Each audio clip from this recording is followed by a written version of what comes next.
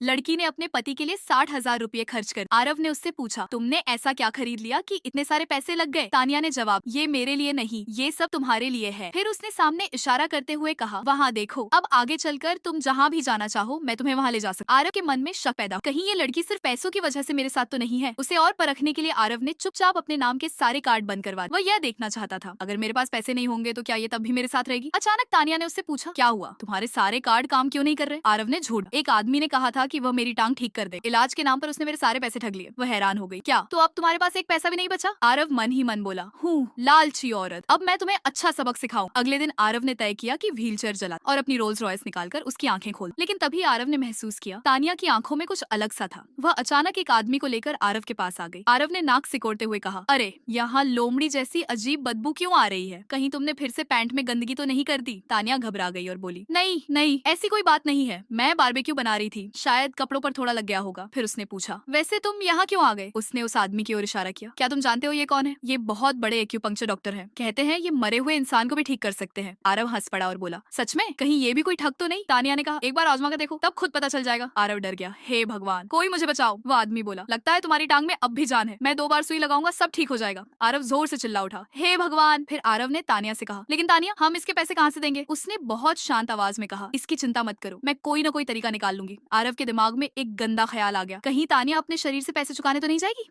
ये तो बहुत ही घिनौनी बात है।